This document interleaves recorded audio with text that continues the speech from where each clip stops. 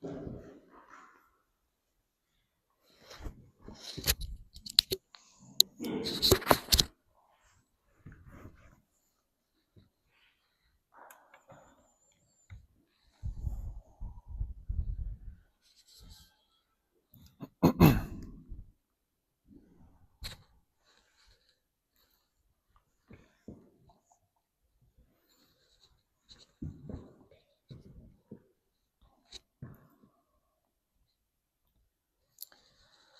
we get started in the Dharma talk, please join me in invoking the Buddha's name 3 times. Namo Shakyamuni Buddha. Namo Shakyamuni Buddha. Namo Shakyamuni Buddha.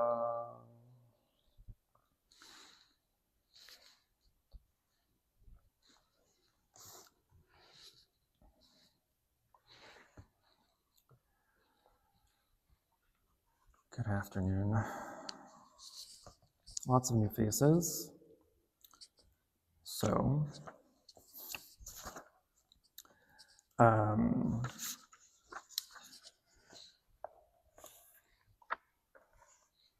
was going to continue with 10 Fetters on the very first one of self-view, which we went into a great discussion and questions last week. So I was going to continue with that today, but there's a lot of detail that you missed if you weren't here. So I would feel bad that if I continue, it won't make much sense to some of you. So what I'll do instead is open up to questions. We'll do a quick Q&A session instead. So if you have any general questions that you'd like to ask about Buddhism or meditation, I can attempt to answer them for you. If there are not any questions or enough questions, then I will continue on with one of the biggest topics and discussions in our practice, which is non-self. So I'll open up the floodgates, so to speak. If you have a question, or if you just want to hear some profound wisdom, you can go that route too. But keep in mind, it will be heavy. Yes, sir. I have a question about the aggregates. Okay. So the aggregates are statements: form, feeling, perception, mental formation, and consciousness. Right? Correct. So my question is, does the one depend on the one before it? Or these all? Because we talk about feeling, right? The first is the primary feeling, which is good, bad, or indifferent. And then later we talk about feelings associated with emotions and all that. We're still feeling, right? Right. Are we conscious when we have that first feeling, that first sensation, or not a sensation, just before sensations, right? So is our consciousness include all of that, or is it we have all this and then once we have all that, then there's consciousness? It's not a step-by-step. So you don't need an aggregate for the other one to happen, right? That's why it's called aggregate. Aggregate means conglomeration of stuff, right? It's not going to be one who's not there. So they're all there, but they're not in any order.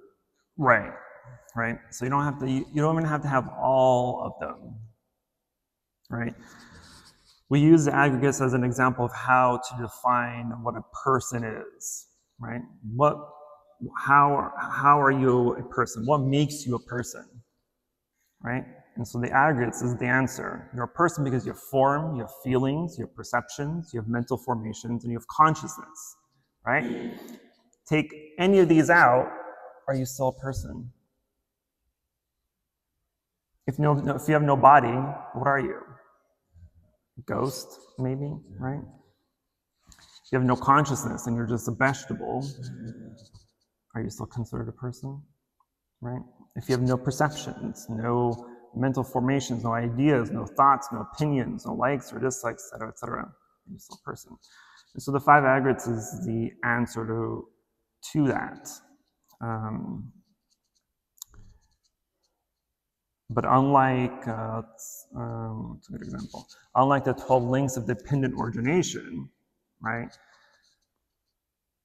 Those links need to come in sequential order, right? Because ignorance causes form and contact and feelings, right? Like all those come step by step. The aggregates is it's just a list, right? Same like the 5 precepts. It's just a list. It could become in any order, and it's still a valid list. Yes.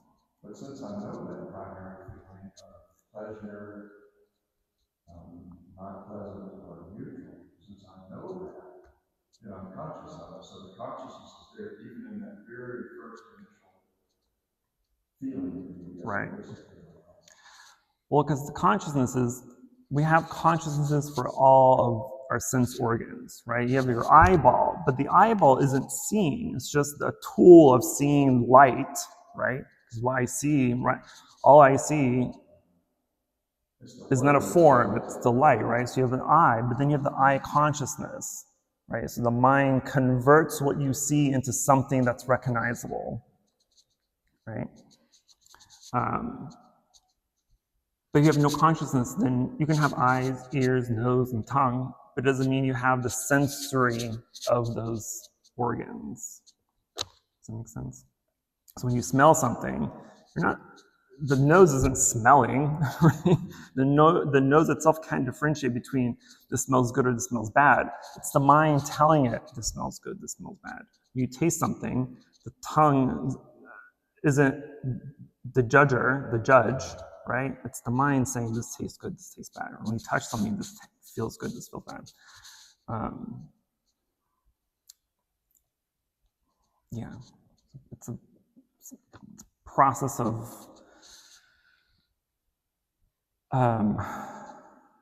consciousness process, the process of the consciousness.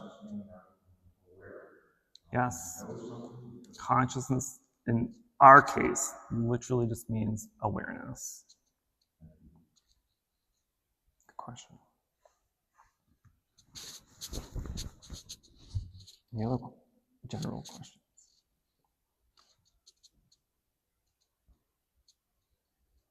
Yes. What's the purpose of meditation? To perfect that awareness.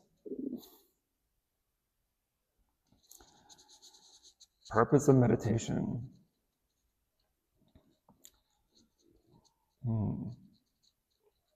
It's very subjective.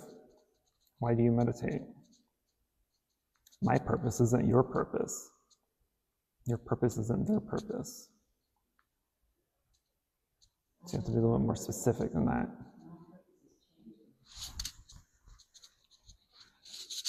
Your purposes change over time, as it naturally would.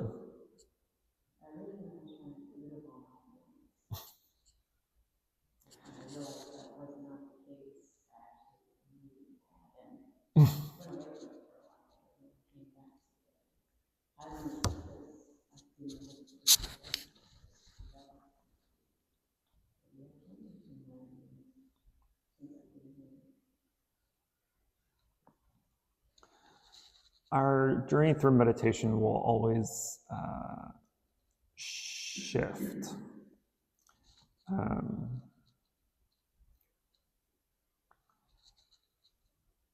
Because if you go into it the way you went into it, in order to stop feeling, eventually recognize that that's impossible.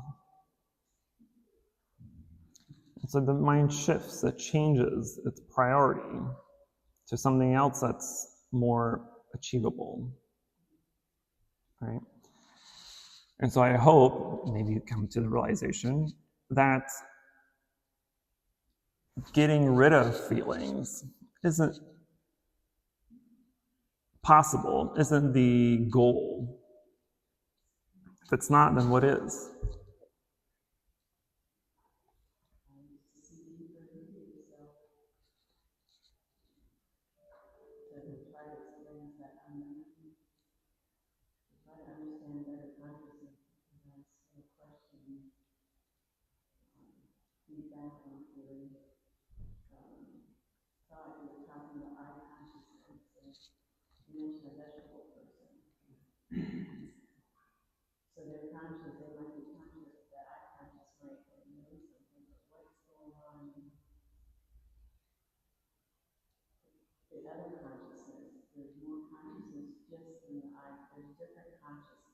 Mm-hmm.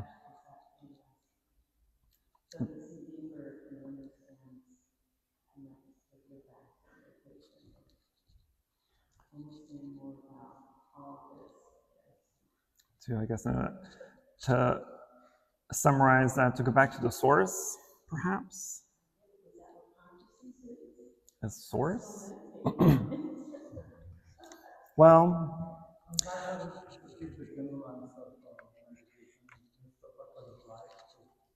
to achieve the whole life, which is pursuit happiness, to achieve happiness. It's general answer to all these to be happy.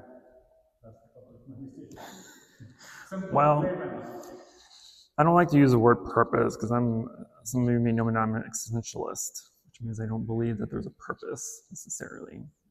You're not born into life with a purpose, right? You create your purpose through living life, and through going through experiences and accepting them from what they are. So when a question is asked, like one of my most disliked questions I ever get, what is the purpose of life? Because if you're going to ask me, I'm going to tell you something you don't want to hear. Because that's a really stupid question. It really is the stupidest question ever. It's like asking, why do you breathe? I hate that question. And so as an existentialist who doesn't believe in a purpose, generally, as Vinay just said, purpose is to be happy. But then you ask the question, well, what is happiness? And that truly has no answer either. Because does then happiness exist? Is happiness a real thing? If everything else in life is impermanent and illusory, then happiness also is impermanent and illusory. Correct.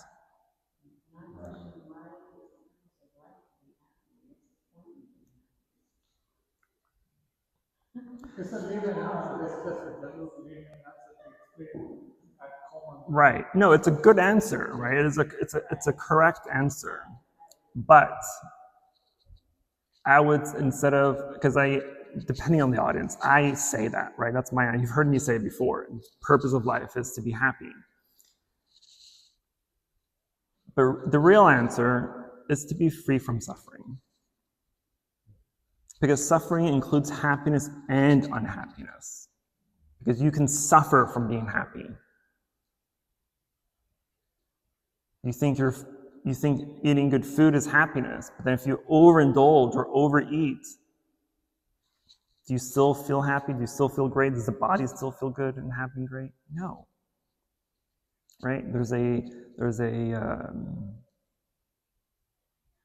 a trap in happiness too. So to me, freedom from suffering means being free from happiness and unhappiness.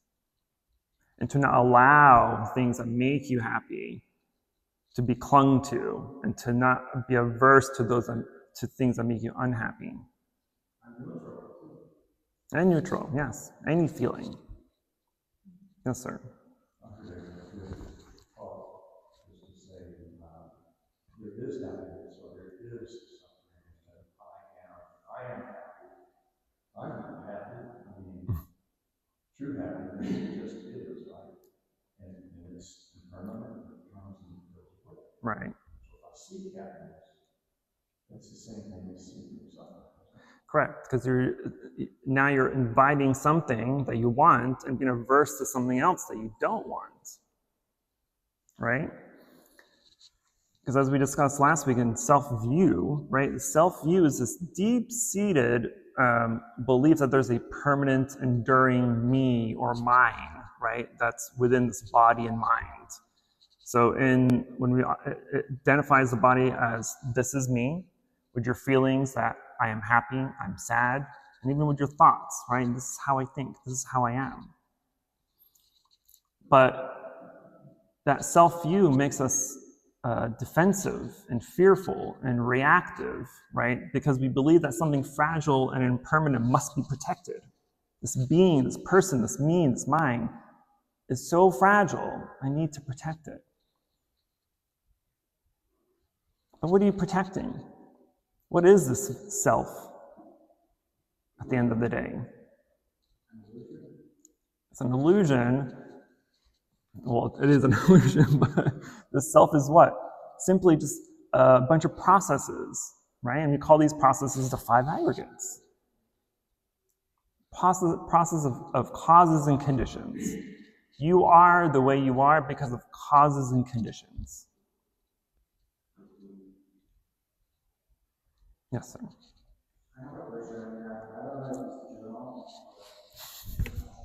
Okay.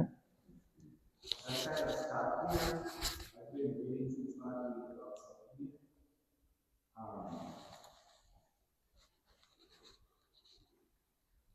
And I just read it, and there's one sutra that says, several sutras that say that, well, as soon as you attain the sotapanna level, you're not going to be reborn anymore in 7 years. But if there's no self, then you actually practice the next. Consciousness. Self isn't. Remember, there's 2 selves here, right? This is self-view. This is specifically referencing the identity, our personality, our being, your name, your position, your title, etc., right? This is different than non-self. Okay?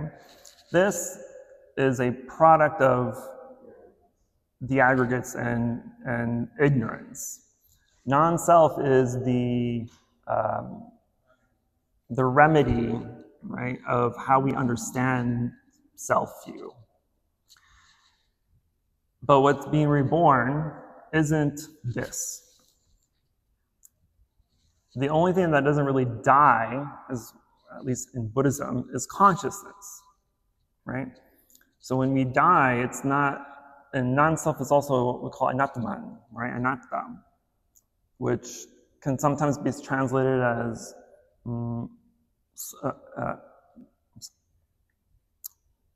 soul, right? But in Buddhism, we don't necessarily believe in a soul, because if you think of the traditional view of a soul, it is something that is permanent and unchanging, right? That means if you did have a soul and you died and you were to be reborn, you should be reborn as the exact same person. If that soul is permanent and unchanging, that means you should have 1,000,000 replicas of your face in all of Earth's history. Right? So you should be able to open up any history book and find a picture of you from 1,000,000 years ago. But since we don't have the concept necessarily of that soul, then we ask the question, well, then what does migrate? And so what does migrate is consciousness. And you can have different views, different ideas, beliefs about this, but consciousness is again, just the accumulation, because in Buddhism there's 8 consciousnesses, right? The first 6 are the eye, ears, nose, tongue, mouth, and mind, right? It's the organ stuff. Consciousness 7 is is kind of like the bucket that houses all the thoughts, speech, and actions we've done because of the first 6, right? And so it's basically the condition box, basically, right? Because all your organs, all the senses, all these are the causes to what now you do. Your decision making sits in bucket number 7. The 8th consciousness, the alaya vijnana, the store consciousness, what we call store consciousness, this is what migrates from realm to realm, from body to body, from life to life. This is literally the memory card of all our thoughts, speech, and actions from all previous lives, right? So this is what kind of this is what collects all our karma, all our good merits, and et cetera, and moves on to the next life. And so depending on what's stored, right? Is it good data? Is it corrupted? Is there a lot of data? Is there no data? It's going to be, depending on what's in there, it's going to either put you in a better life or a worse life or no life at all, right? If you're enlightened. And then you have a new body. So our consciousness is kind of like a businessman, right? A businesswoman, business person, right? You check into one hotel, you do your job, or think of a traveling sales agent. You go to one hotel, they check in, they do their job, they exit, you go to another one, right? You change clothes, you change location, you change strategy. It comes and goes, right? The salesperson is the same, but they're wearing different clothes, they're in different locations, they're doing different businesses, they're interacting with different people, different time, different places. Make sense? And so that's what's being moved. That's a very short answer to a very long discussion. But it's not attached to the soul. But we can identify it. So it has an identity. Right? Say again? Does it have an identity? Can we identify it? No. If I migrate to the other life, we can say here is that consciousness vis-a-vis your consciousness if you migrate to another life. They're different. They're not self, but they're different, and I can identify them. Right. I can say that's the reincarnation of my teacher, and that's the reincarnation of me. And their story, like love story, they talk about this, what this, so and so, and the previous life, and how much like love. But that's the consciousness. Not like they don't have an identity. That's their like karmic actions and how they behave, how they act. This consciousness did this and so life. That's why it's Whatever you can distinguish from another, it has an identity. Isn't it? I feel like it's very. But it doesn't, you can't identify consciousness. Well, then, how do you know it migrates? I don't. I have a question. Yes, ma'am. I'm being on that. So something moves on, and because of your karma, what I'm thinking is there's some kind of perception. If we have wrong actions in this, we have wrong perceptions currently, right? Is there perceptions attached to that? Because now you go to a new life, you went with those misperceptions that you had in the last because of the karma. Mm-hmm.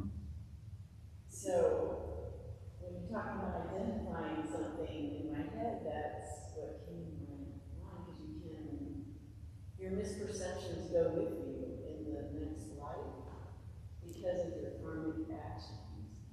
I don't know if I'm getting through what I'm thinking. See, all we There's identity to, I mean, you need to identify her as the new person that's going to be the recipient of her karma. So that's the I difference. mean, maybe I'm being too. Well, then, no, now you're adding identification. I'm sorry. Now you're adding identification. Because we're trying to say that self is not this body. But then if she dies, then she'll be reborn, and you are the one saying, this is Stephanie in the past life. But it's not. You're the one making the identification. The body, this new body of Stephanie, isn't really Stephanie. I'm just saying, I mean, maybe I'm just importing a term from law. I mean, whatever in law, whatever is different from another, you can identify. It's subject of being identified. For example, if you commit a crime and he did not, you are the one who's being identified because you're the subject of something that someone sees. I came here, I saw you killing someone, not him, I identify you. Anything that is subject to be like taken outside of the group has an identity. So that's my question. Then if I migrate,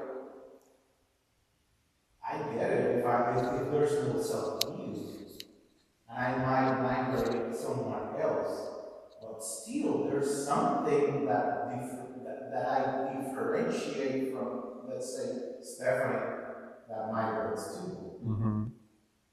Because I'm not gonna have her karma. She's not gonna have mine. Right. So there's something. It might not be self, but it's kind of like self-ish. So I think it's not, from my point of view, I think it's a check and balance. So it's check and balance in the sense the karmic action cause and effect. We don't do anything wrong, wrong action or anything like positive for the path to avoid suffering. And the thing we are concerned about the present moment, be happy, being happiness. We're not worrying about something next life or universe, because everything is impermanent. So the key teaching of Buddhism is the impermanence and very suffering. We shouldn't be clinging about anything, including what we are going to be in the next life or in the current life. So it's just check and balance where we shouldn't be doing something wrong, so we get born, and this is going to be punishment, or this is why we're going to be in other life because of this bad consciousness or bad karma. And it's all check and balance. I mean, scientifically, nobody knows how. So that doesn't answer my question, because I'm working on not having a self-view. So if I'm working in this life to not have a self-view, and then I can have the expectation that as long as I do the first three, I'm not going to have more than 7 lives. So I have an expectation that myself is not going to have those 7 lives. And if I do that, do I have the right non-self view? See what I mean? Should I have an expectation of You should never have an expectation of anything. Just say that. Well, That's one. It says you're not going to live 7 lives, more than 7 lives. I do have an expectation of that. It's false. You will not. No. The self-view here isn't what is being born or reborn. This is the belief that you exist with this name, with this title, with the experiences you've had, with the likes, the dislikes, your beliefs, your perceptions, your ideas, everything that you know yourself to be. If you are attached to those things and you feel defensive when someone tries to counter that, you're bound to self. So letting go of that is what non-self is trying to help you accomplish. And what's left is the consciousness. What's left? Or can't we say what's left? You don't have to add that. So Because that's no, because this is mind. Self here, this is all in the mind. It's a mental formation. It has nothing to do with consciousness yet. Consciousness doesn't exist in this list until we get to the very last one. Okay? All these are prerequisites for what ultimately will be liberated at the ignorance level. The ignorance is where now the consciousness comes into play. But everything else, superficial crap that we have to work with. So you're going to do this when times changes your consciousness. Correct. Because everything that we think, say, and do is accumulation of our experiences, of our beliefs, of our everything, right? Just this weekend, I looked in Quang eyes and I told him something that I believed in for as long as my adult life that I can remember. I looked at him straight in the eye and I said, "This is what I believe." And as I remember saying him, and as I was saying that, I was thinking, why? Where did this come from? This belief is so rooted, deeply rooted, that I don't even remember where it even came from. I don't even remember why I believed this. A few hours later, I did the exact opposite. It took a couple of minutes. There was some fear and some anxiety and a little bit of embarrassment. But then I was like, why? I was freed. I was right there. I got freed of this stupid view that I don't even remember where it came from. Of this belief that was deeply rooted that I don't know how it came to be. I was able to let it go. So this is what I mean. When you have certain beliefs that are holding you back from doing something because you believe in it so hard, that's preventing you from living, from acting in a compassionate way, in a generous way, in a freeing way, in an open-minded way, it's going to cause suffering. So when you're able to let that type of identity go and just live and accept, then there's nothing to hold on to. There's no belief to hold on to.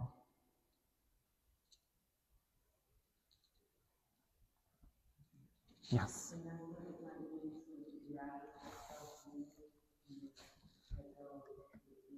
Exactly. Most of our views, most of our beliefs, not most, all come from external circumstances, external forces. If you don't like something, someone, where did that come from?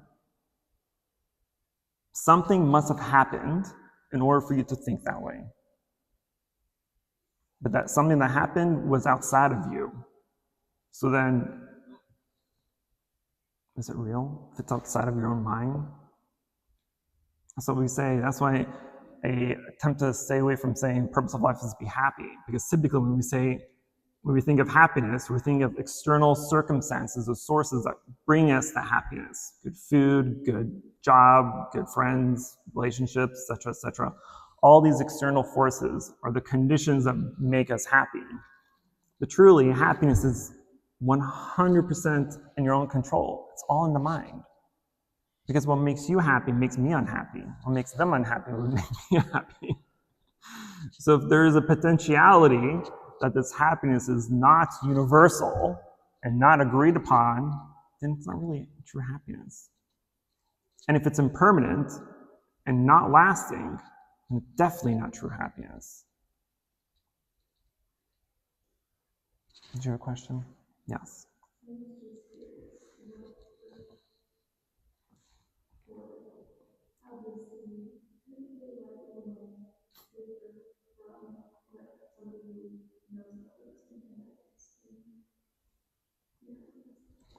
I'll tell you the monastic motto. Eat less, you sleep less, and you study more. That's the main difference.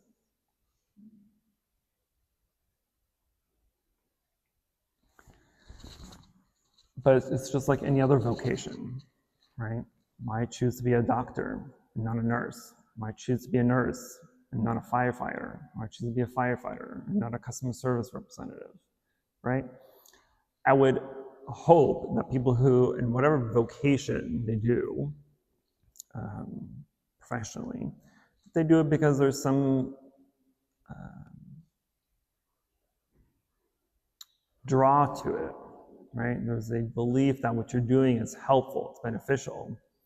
So I'd hope that a doctor, when they become a doctor, they do it for the correct reasons of wanting to help people be healthy and well, instead of doing it because they want to make a whole bunch of money. Because if you go to a doctor who's only interested in prescribing you stupid drugs that makes them money,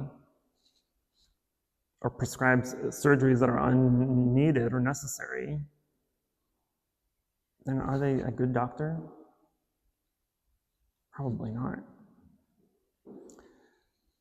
So I hope that those that choose monastic life as monks or nuns or even priests or anything, any religious sort of sense, that they do it because, I'm going to borrow the Catholic term of calling. That's how I kind of define it sometimes. Like, it's a calling. I just know, right? Because after you've tasted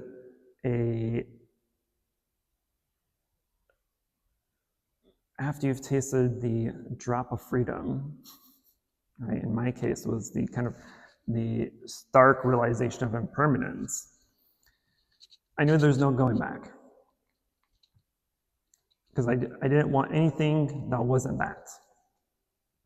Why would I want to continue a life of suffering? Why would I want to continue to put myself into situations that will not bring any sort of beneficial resolution? So to me, I took the extreme measure and became a monk, where I could have just continued on a very serious practice. But I knew that unless I was a monk, I would have too many distractions in the world that would prevent me from progressing. So there's also that.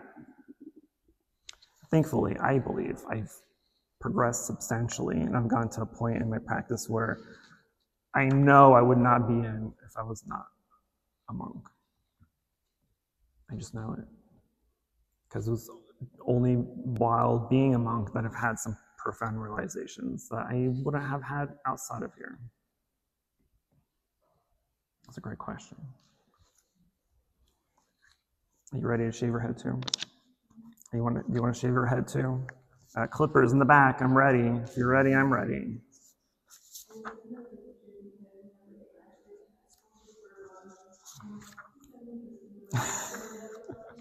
Does everybody do that? I feel like a lot of people do that though.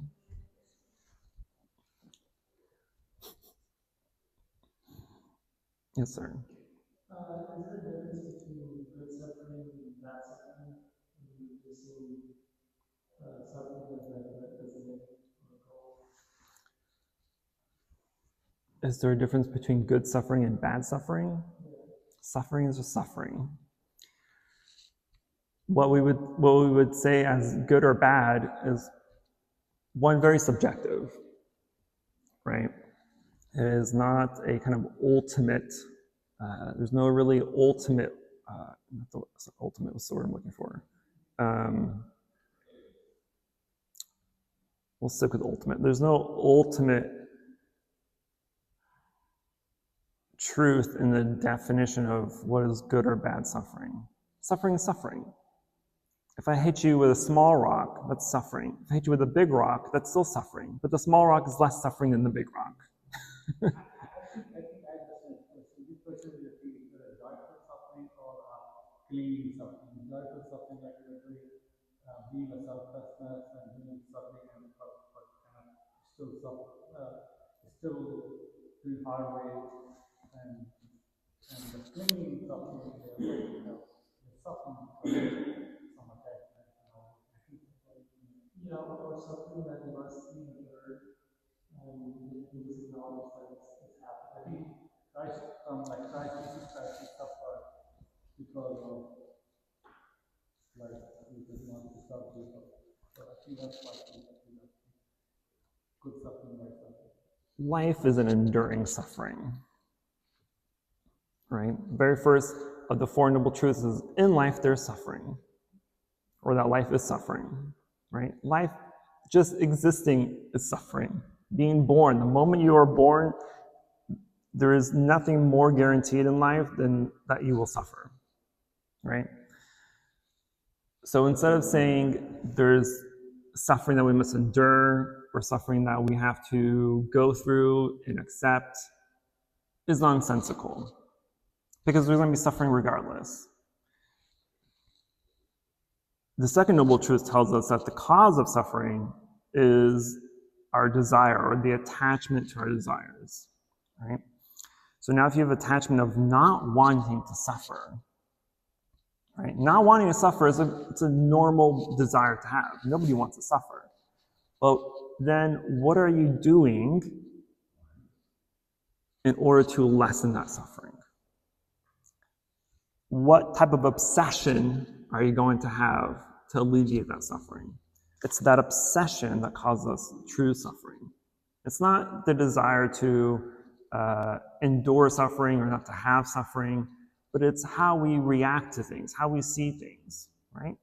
So again, self-view. If we think of, if someone is insulting you, that for most people that's suffering. But when we let go of our self-view, then those insults don't cut us so deeply. Loss in life doesn't really devastate us too much, right? Suffering then just becomes an experience. And you accept it for what it is. Because otherwise, what are you going to add to it? If suffering is happening, a suffering experience is happening, usually there's not much we can do. Someone's yelling at you, most people's reactions is to yell back. Someone's insulting you, most people's reactions is to insult back. But then what is that go back and forth doing? How is that helping? Is that really changing anything? Is you yelling at them really enough to change their mind? Is you insulting back really enough to change their mind? No. If anything, you're just going to get, both of you are just going to get angrier and more hated, more jaded, more fearful of each other. For what reason? And so someone who's, if we're well practiced, then in those situations we can just accept what's happening.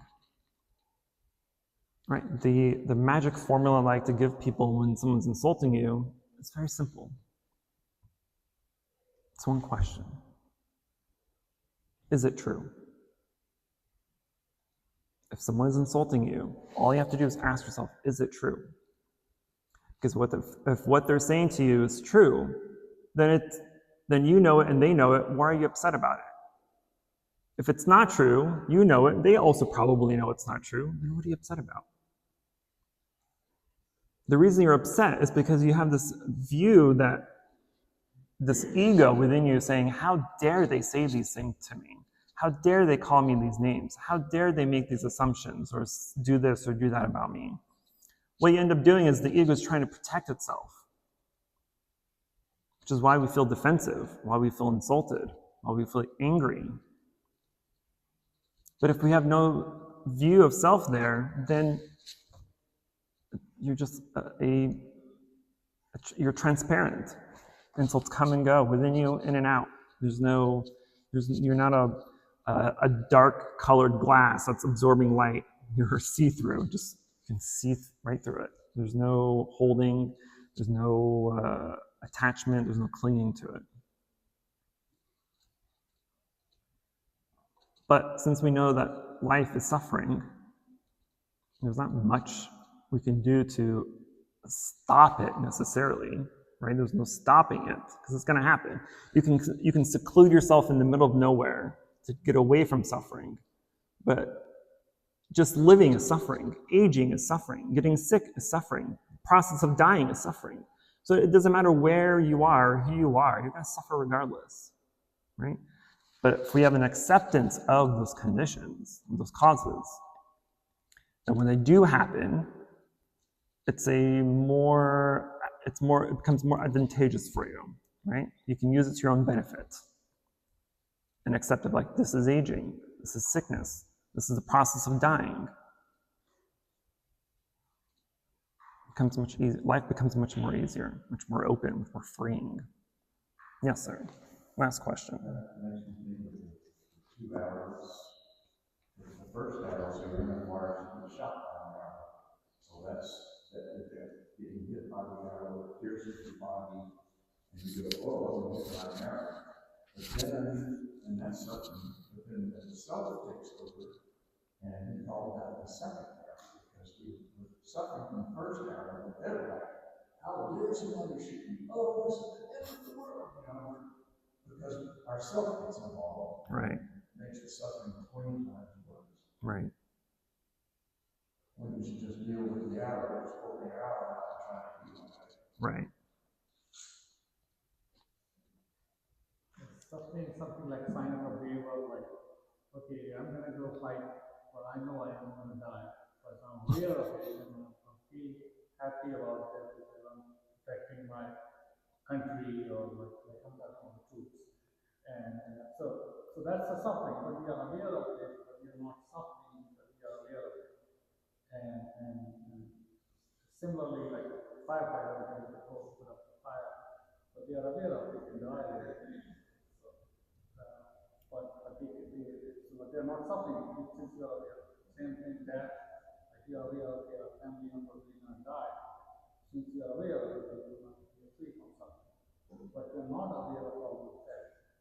You don't sign the waiver, then you are suffering. But you are testing your life, you are testing your close life. That's the suffering. Our biggest suffering, one of our biggest sufferings, or at least the most common suffering of most people, is the suffering of death. And the fear of death. The fear of death is simply because we just don't know.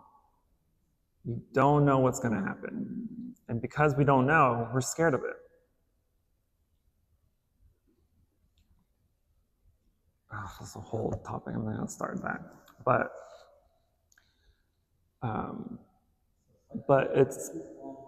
But not knowing is okay. We unfortunately live in a society where not knowing is frowned upon, which is stupid, because not knowing is how we start to know.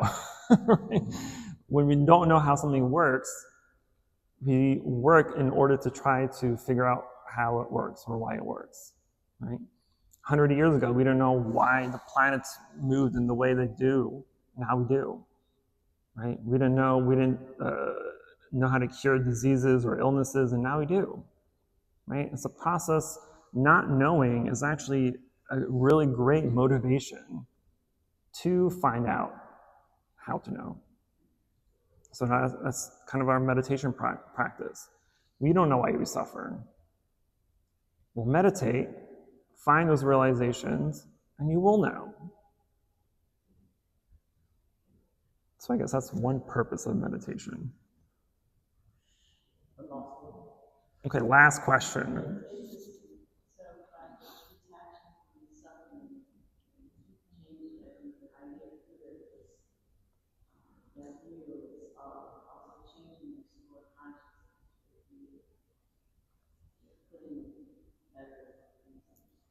Mm-hmm. The subconscious is literally a memory card. So and it records, it doesn't override. So everything that you think, say, and do it's a continuous memory, right?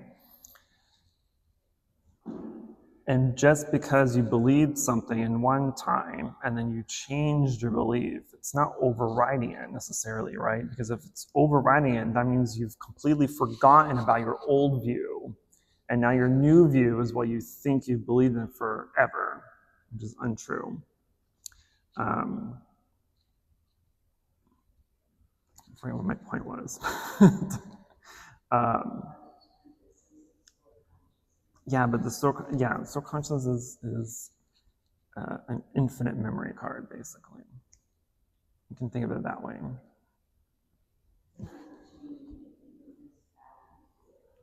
Correct. Well, because it's in the seventh consciousness, right? The seventh consciousness, I can't think of what it's called, but think of that as your mind now, right? All the things that you think, say, and do is because of what's in the seventh consciousness, right? The first six, again, is your all the five aggregates plus the mind, right? Not the aggregates, the sense organs plus the mind. And so everything that you see, hear, taste, do, and think gets put into number 7. And number 7 is what is happening in the world. And then number 8 remembers. Number 8 remembers what had happened in number 7, basically. That makes sense. Okay, I'm gonna stop. We've overspoken. We got chanting to do. Beautiful questions. Some of the questions do deserve longer discussions. So I will make mental notations, and that way we can have those discussions in future services. But please join me in invoking the Buddha's name 3 times and transferring the merit, and then we will go to chanting. Namo Shakyamuni Buddha, Namo Shakyamuni Buddha, Namo Shakyamuni Buddha. Any positive karmic action we've accumulated here today, we wish to transfer the merit to all sentient beings and wish them full enlightenment.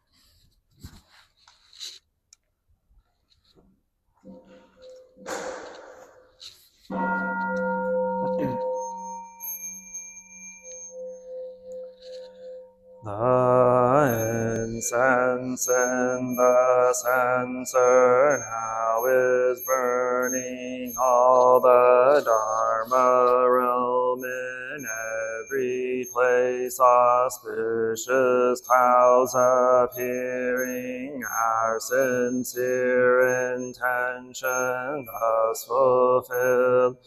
As all Buddhas now show their perfect body, homage to the incense cloud canopy, Bodhisattva and great Bodhisattva. In gratitude we offer this incense to all Buddhas and Bodhisattvas throughout space and time. May it be fragrant as earthers, reflecting our careful efforts, our wholehearted mindfulness, and the fruit of understanding slowly ripen. May we and all beings be companions of Buddhas and Bodhisattvas. May we awake from forgetfulness and realize our true home. Homage to the eternally abiding Buddhas, the supreme Dharma and sagely Sangha throughout the Dharma realm and the realm of empties and three periods of time.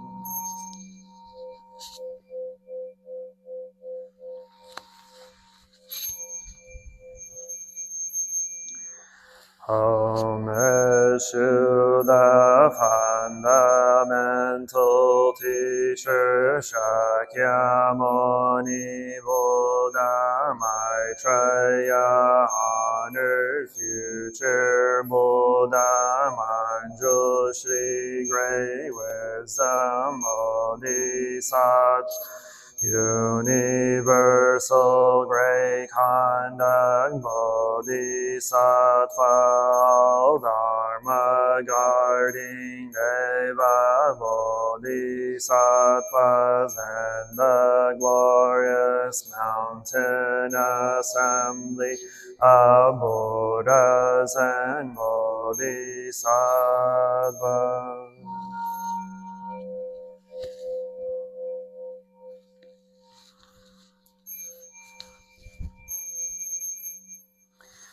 Homage to Amitabha Buddha in the land of ultimate bliss, Avalokiteshvara, great compassion Bodhisattva, great strength Bodhisattva, Earth or grave vow Bodhisattva,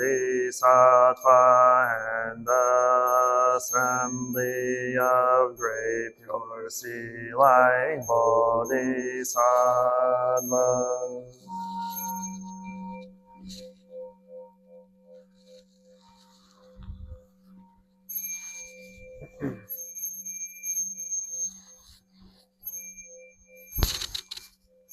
Please sit down.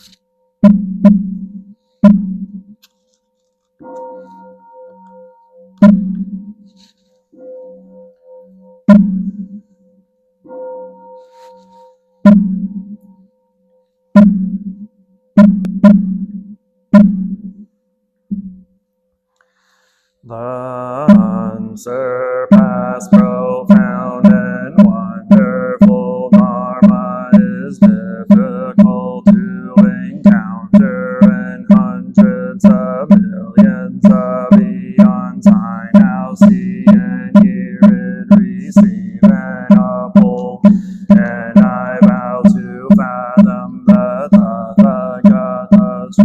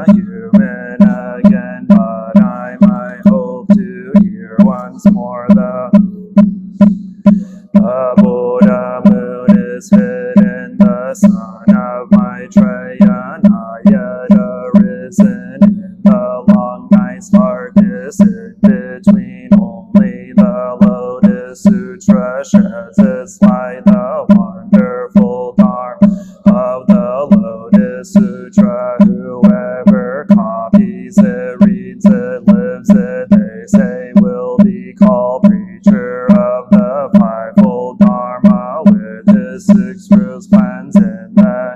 He who chants the Lotus Sutra is guarded by a heavenly host. He wanders the world without like a lion king. Namo Sadharma Pundarika Sutra. Namo Sadharma Pundarika Sutra. Namo Sadharma Pundarika Sutra. So page 36 for chapter 5.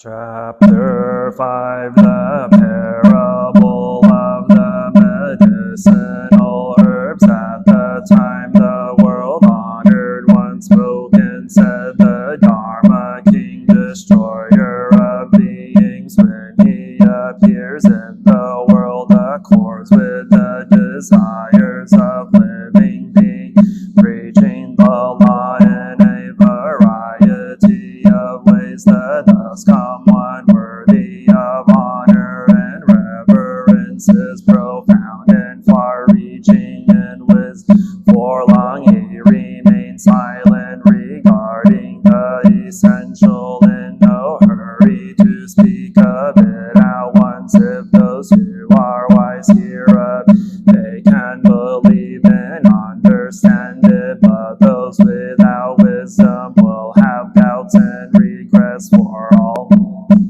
remain in error. For this reason Kashyapa he adjusts to the person's power when preaching, taking advantage of various causes and enabling the person to gain a correct view. Kashyapa, you should understand that it is like a great cloud that rises up in the world and covers it all over the bed.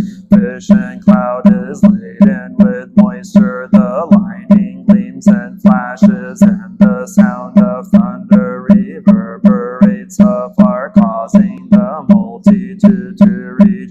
The rain falls everywhere, coming down on all four sides. Its flow and saturation are measureless, reaching to every area, to the ravines and valleys of the mountains and streams, to the remote and secluded places where grow plants, bushes, medicinal herbs, trees large and small, 100 grains of sugar cane, grapevines. The rain poisons them all, none fail to receive its full share. The parched ground is everywhere watered, herbs and trees alike grow lush. What falls from the cloud is water of a single flavor, but the plants and trees, thickets and groves, all that is appropriate to its portion. All the various trees, whether superior, middling, or inferior, take what is fitting for large or small, and each is enabled to sprout and grow roots, emblem, leaf, the glow and hue of flower and fruit. One rains extends to them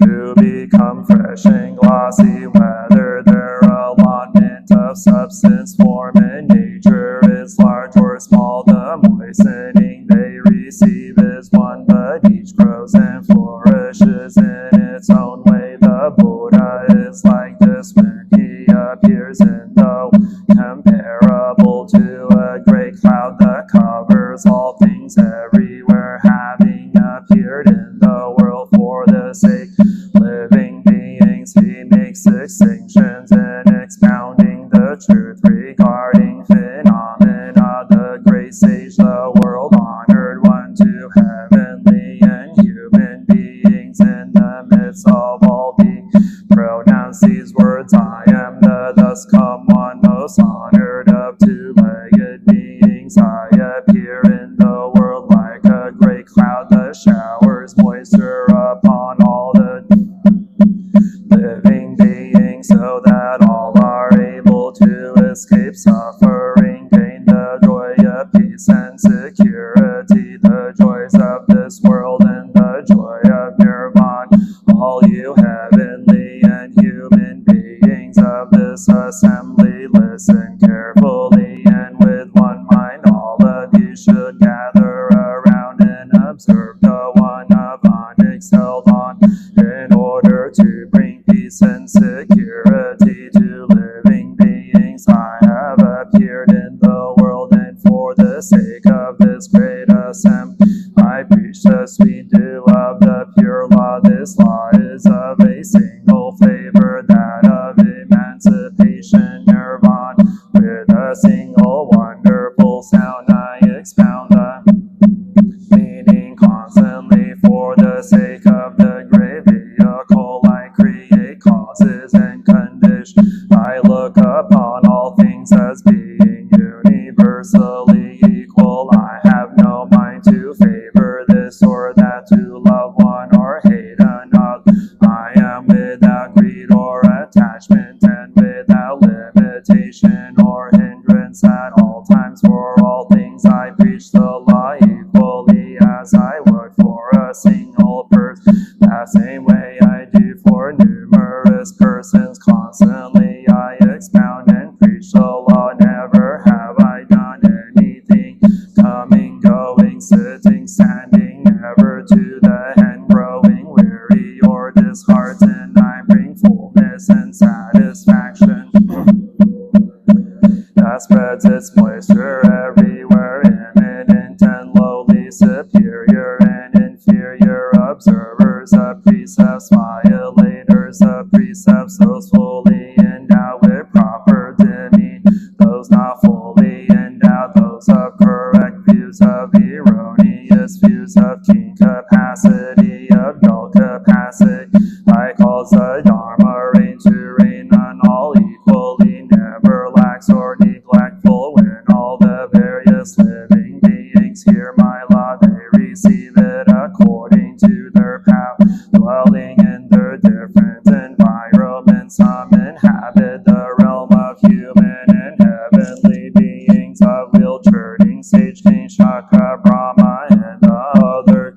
These are the inferior medicinal herbs. Some understand the law of no outflows, are able to attain nirvana, to acquire the six transcendental powers, and gain in particular the three understandings, or live alone in mountain forests, constantly practicing meditation and gaining the enlightenment of Prateka Buddhas. These are the middling. Seek the place of the world honored one, convinced that they can become Buddhas, putting forth diligent effort and practicing meditation. These are the superior medicinal herbs. Again, there are sons of the Buddha who devote their mind solely on constantly practicing mercy and compassion, knowing that they themselves will attain Buddhahood, certain of it and never doubting. These I call the small trees, those who abide in peace and transcendental powers, turning the wheel of non-regression, saving innumerable hundreds of thousands of living beings. Bodhisattvas such as these I call the large trees. The equality of the Buddha's preaching is like a rain of a single flame, but depending upon the nature of the living being, the way in which it is received is not uniform, just as the various plants and trees each receive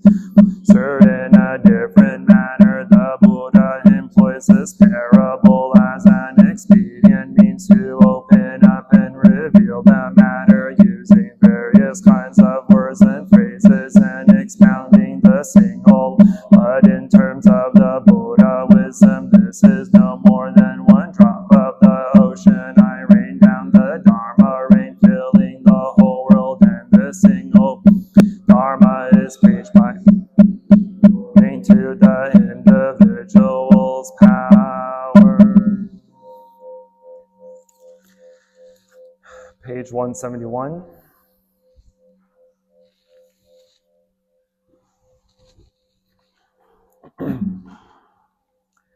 Heart of the Prajnaparamita, the Bodhisattva Avalokita, while moving in the decourse of Prajnaparamita, shed light on the five skandhas and found them equally empty. After this penance, he overcame ill being. The Sanchari Putra, form is emptiness. Emptiness is form. Form is not other than emptiness. Emptiness is not other than form. The same is true with feelings, perceptions, mental formation, and consciousness. The Sanchari Putra, all dharmas are marked with emptiness. They are neither produced nor destroyed, neither defiled nor immaculate, neither increasing nor decreased. Therefore in emptiness there is neither form nor feelings, no perceptions or mental formations or conscious, no eye or ear or nose or tongue or body or mind, no form, no sound, no smell, no taste, no touch, no object of mind, no realms of elements, no interdependent extinction of them, no ill-being, no cause of ill-being, no end of ill-being, and no path, no understanding, no attainment, because there is no attainment. The Bodhisattvas grounded in Prajnaparamita find no obstacle. Their minds having no obstacles, they overcome fear, liberating themselves forever from illusion and realizing perfect nirvana. All Buddhas in the past, present, and future arrive at Anuttara Samyak Sambodhi. For one should know that perfect understanding mantra, the unequaled mantra, the destroyer of ill-being, the incorruptible truth, the mantra, Prajnaparamita should therefore be proclaimed. Gate, gate, pada, gate, pada, samgate, bodhi, swaha, gate, gate, pada, gate, pada, samgate, bodhi, swaha, gate, gate, pada, gate, pada, samgate, bodhi, swaha. Sentient beings are limitless. I vow to liberate them. Afflictions are endless. I vow to eradicate them. Teachings are infinite. I vow to learn. Buddhahood is supreme. I vow to attain it. I vow that from now until the end of my life and in all future lives until I Anuttara Samyak Sambodhi, that I will help all sentient beings in all realms of existence and their suffer. Namo Buddhas, come one worthy of offerings of proper and universal knowledge, perfect in understanding and conduct, skillful in leading the world through liberation, perfect and complete understanding of all worldly dharma, unsurpassed, Inkiro, teacher of gods and people, Buddha, the world honored one. Namo Shakyamuni Buddha, Namo Shakyamuni Buddha, Namo Shakyamuni Buddha, Namo Avalokiteshvara Bodhisattva, Namo Avalokiteshvara Bodhisattva, Namo Avalokiteshvara Bodhisattva, Namo Mahasamapprapta Bodhisattva, Namo Mahasamapprapta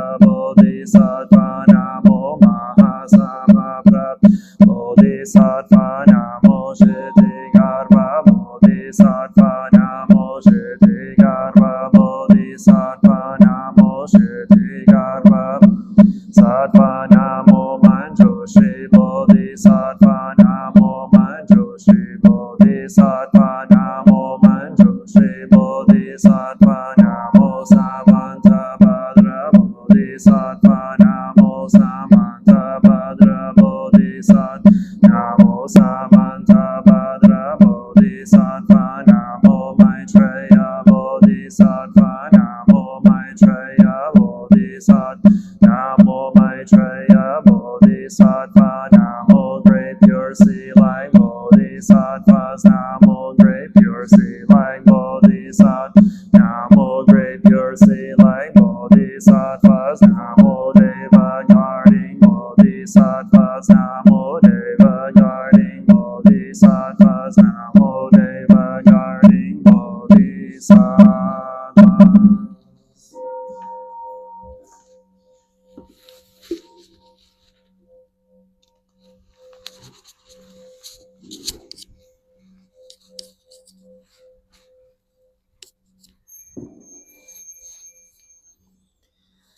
I take refuge in the Buddha, the one who shows me the way in this life. I take refuge in the Dharma, the way of understanding and of love. I take refuge in the Sangha, the community that lives in harmony and awareness.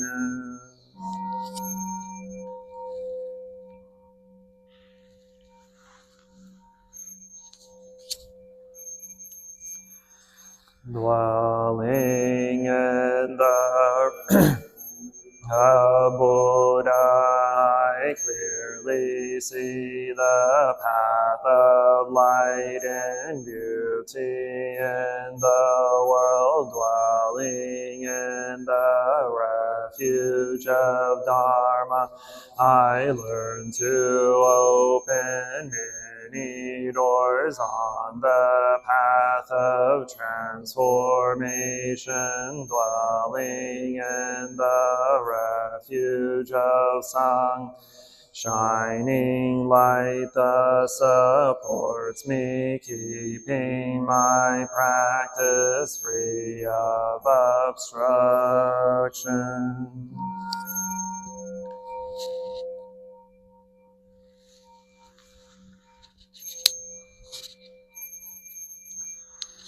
Taking refuge in the Buddha, in myself I aspire to help all people recognize their own awakened nature, realize the mind of love, taking refuge in the Dharma. In myself I aspire to help all people fully master the ways of practice and walk together on the path of liberation, taking refuge in the Sangha.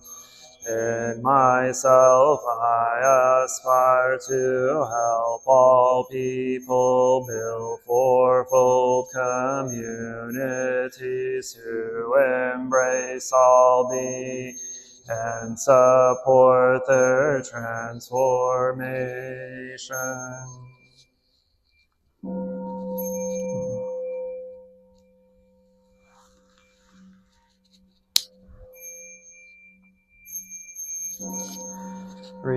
Reciting the sutras, practicing the way of awareness gives rise to benefits without limits. We vow to share the fruits with all beings.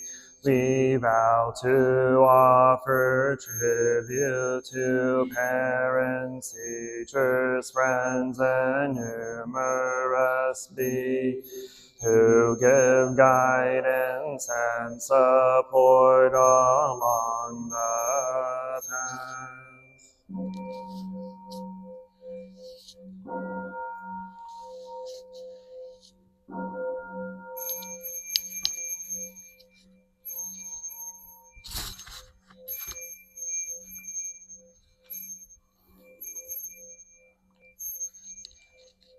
Namo Shakyamuni Buddha.